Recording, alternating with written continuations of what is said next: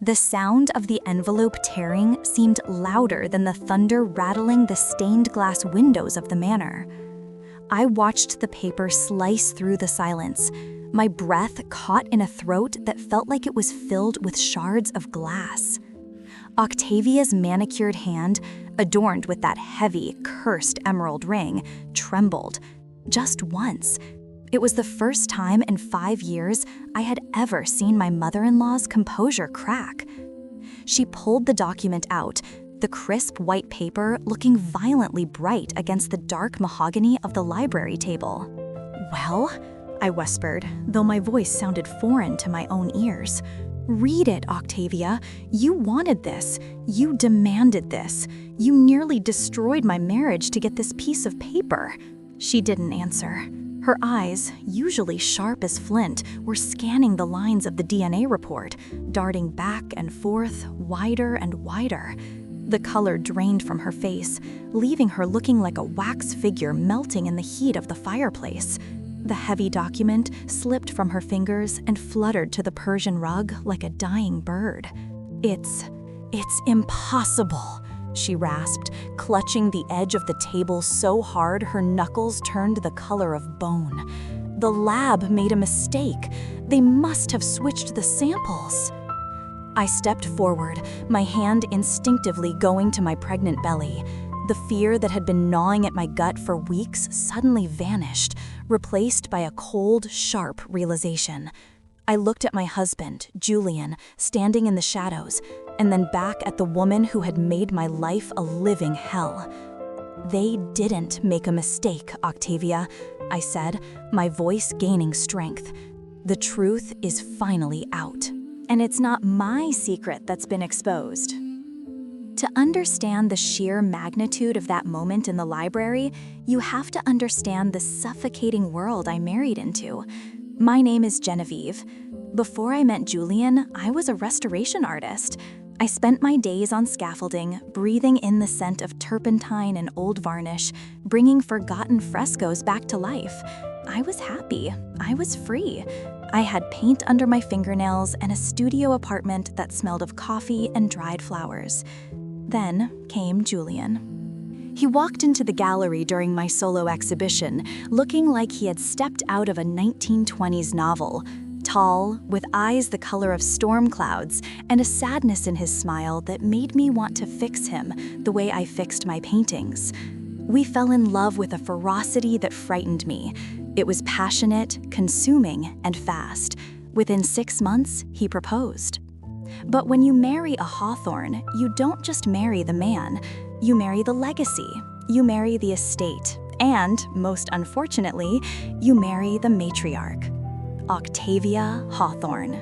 Even now, just thinking her name brings the phantom scent of her perfume, heavy tuberose and something metallic, like old coins.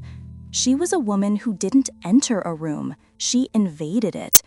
She was obsessed with breeding, with lineage, with the purity of the Hawthorne bloodline that could be traced back 300 years. When Julian first brought me to Blackwood Manor, the ancestral home, Octavia looked at me not as a person, but as a flaw in the design. I was an artist. My parents were school teachers. I had no crest, no trust fund, and in her eyes, no value. "She's charming, Julian," she had said that first night, slicing into her rare steak with surgical precision. "But is she durable? The Hawthorns are a heavy burden to carry." I should have run then. I should have seen the way Julian flinched, the way he shrank into his chair. That I was in love. I thought love was enough to conquer a bitter old woman in a drafty castle. I was wrong. The first 2 years of our marriage were a battlefield.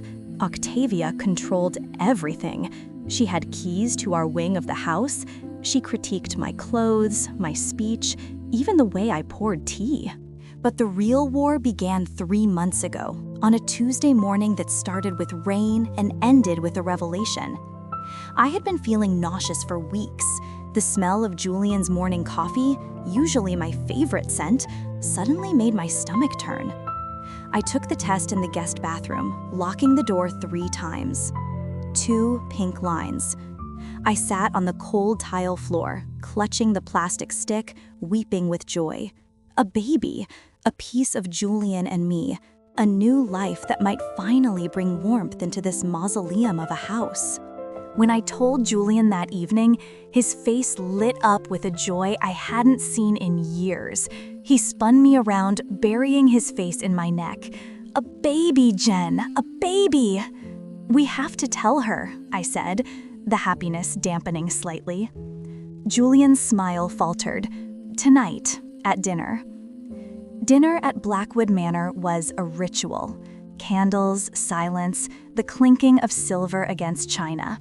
When the soup was cleared, Julian reached for my hand on the table.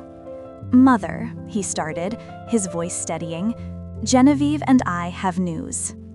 Octavia paused, her wine glass halfway to her lips.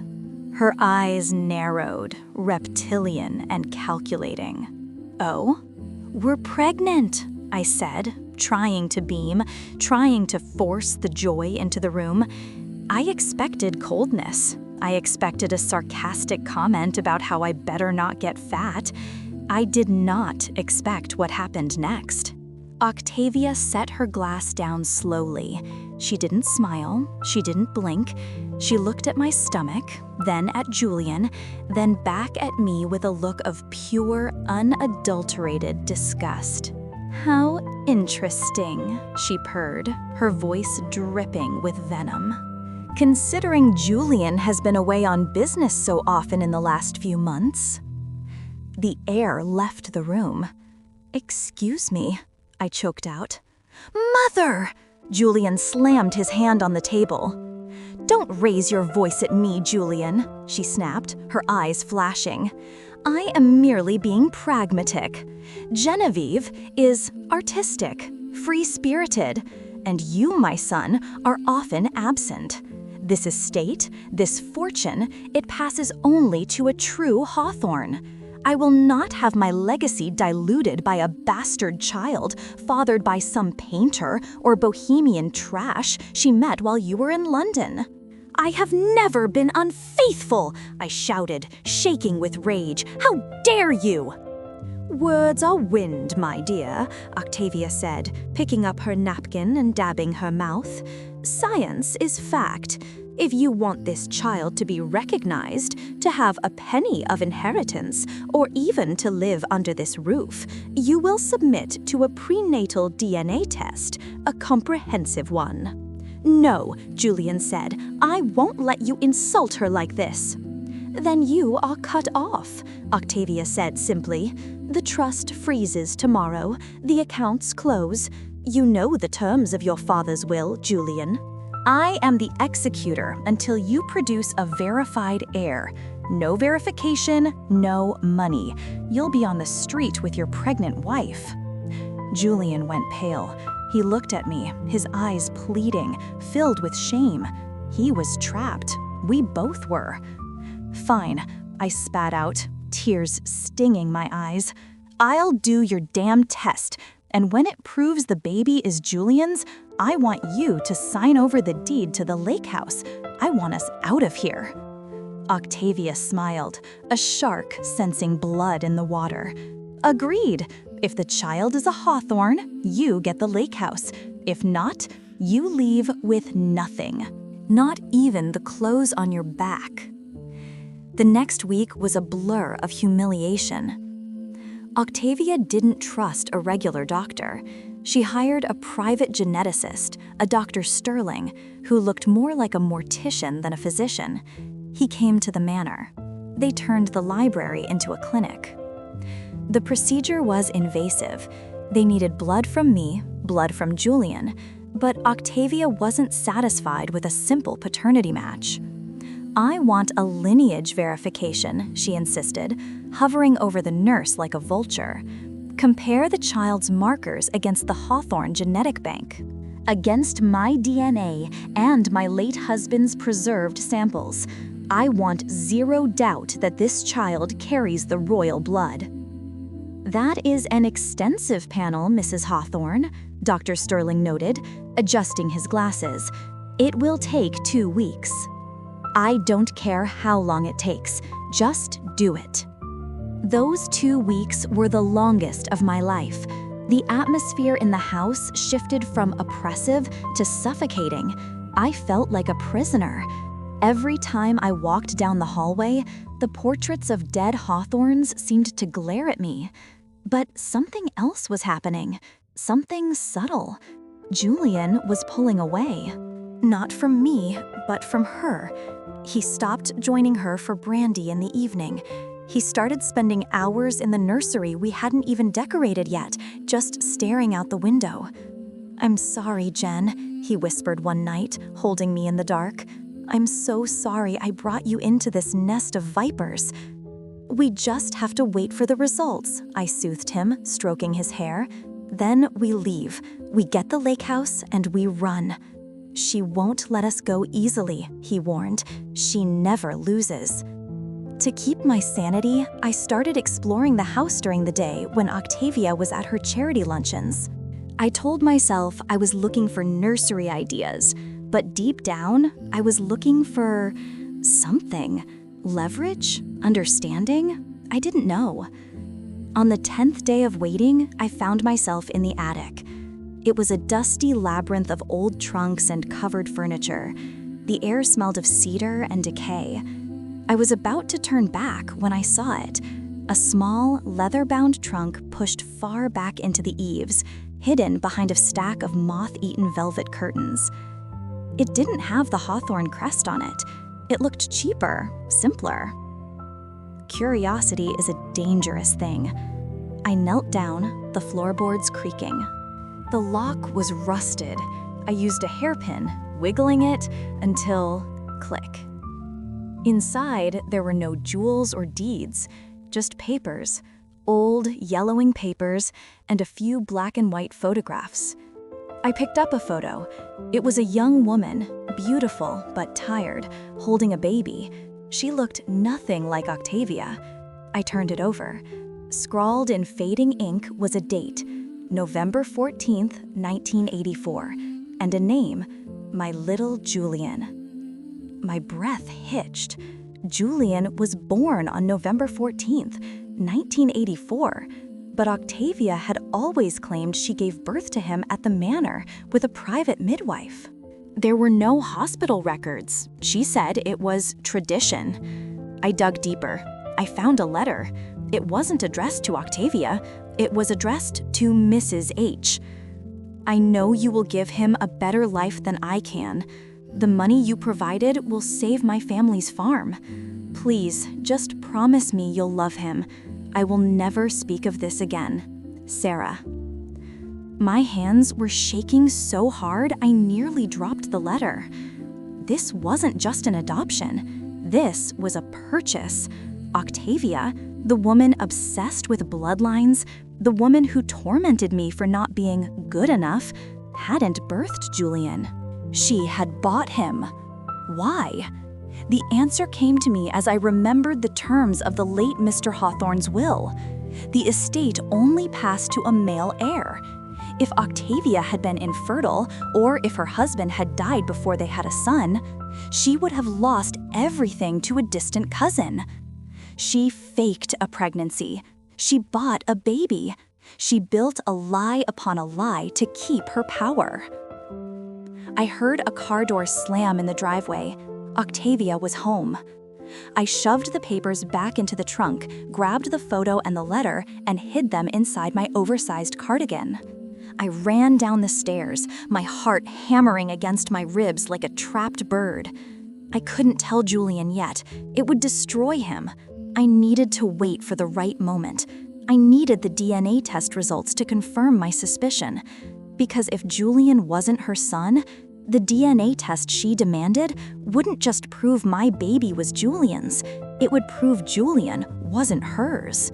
She had dug her own grave.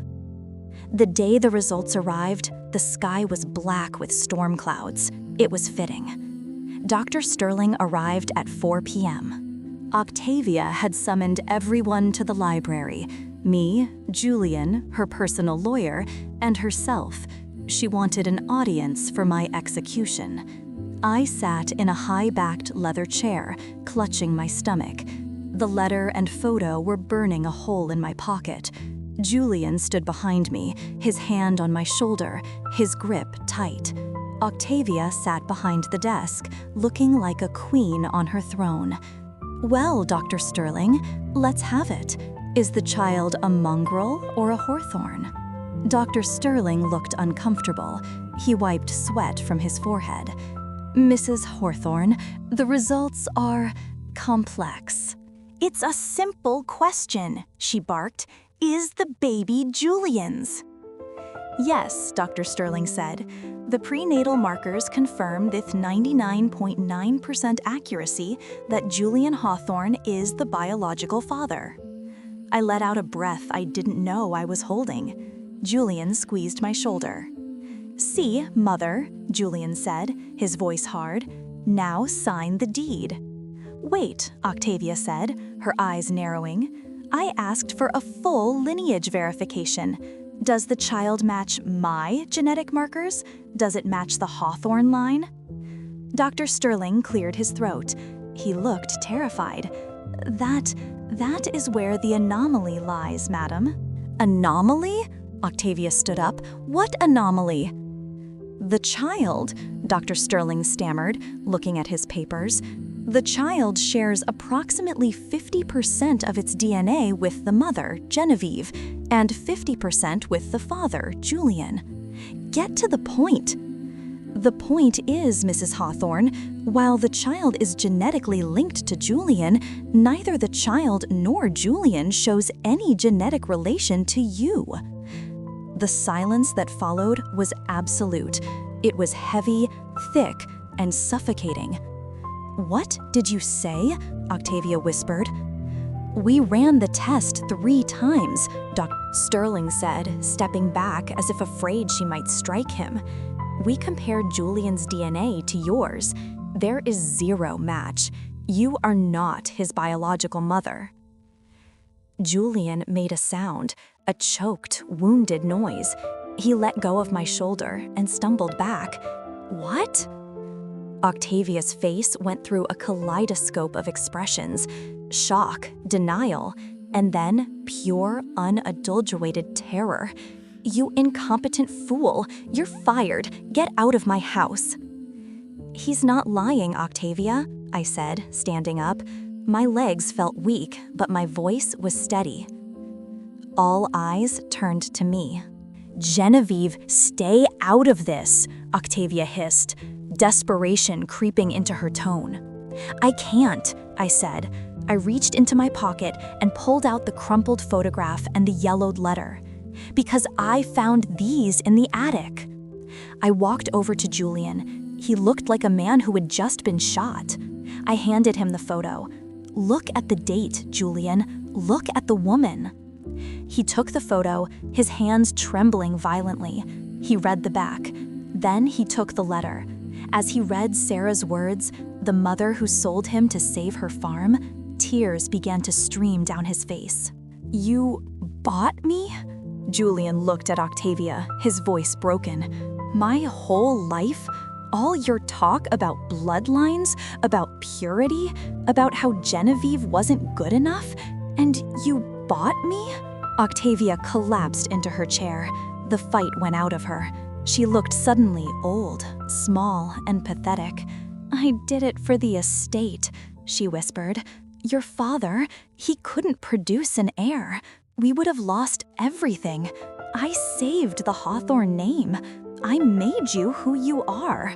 No, Julian said, his voice rising to a shout. You made me a prisoner. You made me hate myself because I could never live up to a bloodline that wasn't even mine. You treated Genevieve like dirt because of her background, when my biological mother was a poor farmer. I gave you a life of luxury, Octavia screamed. You gave me a life of lies. Julian threw the papers onto the desk. He turned to the lawyer, who was frantically taking notes. Mr. Henderson, what does this mean for the trust? The lawyer adjusted his glasses, looking grave. Well, strictly speaking, the Hawthorne Trust stipulates that the estate passes to the legal heir. Since Octavia falsified the birth certificate, this is fraud, massive fraud. If this goes to court, she loses everything, and the estate likely reverts to you, Julian, as the adopted son, or we enter a lengthy probate battle with the cousins. I don't want the money, Julian said, spitting the words out. I don't want this house. I don't want any of it. He turned to me. Jen, I'm here, I said, taking his hand. Let's go. You can't leave, Octavia shrieked, standing up again. You're nothing without me. You'll be destitute. Julian stopped at the heavy oak doors of the library. He turned back one last time. The storm outside flashed, illuminating his silhouette. I have a wife who loves me, Julian said. I have a child on the way, and I finally know who I am. I'm richer than you'll ever be, Octavia. We walked out of the library, leaving her screaming in the empty room. The next few hours were a chaotic flurry of packing. We didn't take much, just our clothes, my paintings, and the essentials. We drove away from Blackwood Manor in the pouring rain, but for the first time in years, the air felt clean. We didn't go to the lake house. We didn't want anything she had touched. We went to a small hotel in the city. That night, Julian cried in my arms for hours. He mourned the mother he never knew, and he mourned the lie he had lived. But by morning, the storm had passed. Epilogue, 7 months later. I'm sitting on the porch of our new home. It's a fixer-upper, a messy, charming Victorian cottage with a wild garden. It smells of jasmine and fresh paint. Inside, I can hear Julian singing. He's terrible at it, but it's the most beautiful sound in the world. He's singing to our daughter, Maya. Maya Sarah Hawthorne. We named her after the woman in the photo. Octavia tried to sue us, of course. She tried to claim we stole family property. But once the DNA results were made public, the Hawthorne cousins descended like vultures. They tied her up in so many lawsuits that she was forced to sell the manor and move into a serviced apartment in the city. She's alone now. No legacy, no family, just her pride, keeping her warm at night. We didn't take a dime of the Hawthorne money. Julian started his own architectural firm. I'm painting again. We are building our own life, brick by brick, based on truth, not blood. Sometimes I look at Maya and wonder about genetics. She has Julian's eyes, but she has my chin, and she has a spirit that belongs only to her. We learned the hard way that family isn't about whose DNA you carry. It's not about crests or estates or ancient names. Family is the people who stand by you when the thunder shakes the windows. Family is the people who love you for who you are, not for who they want you to be. Octavia wanted a pure bloodline. She ended up with nothing.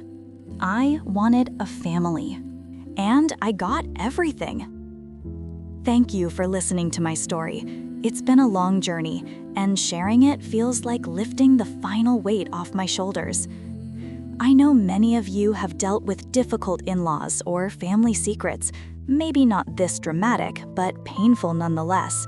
It takes courage to break the cycle. It takes courage to walk away from security to find your freedom. If this story touched you, or if you've ever had to stand up to a toxic family member, please hit that like button. It helps more people find these stories. And don't forget to subscribe and turn on the notification bell so you never miss a confession. Now I have a question for you. If you were in Julian's shoes and you found out your mother had bought you as a baby and lied to you your whole life to keep her fortune, would you have sued her for everything she had, or would you have just walked away like we did? Let me know in the comments below. I read every single one. Stay strong, and remember, the truth always finds a way out.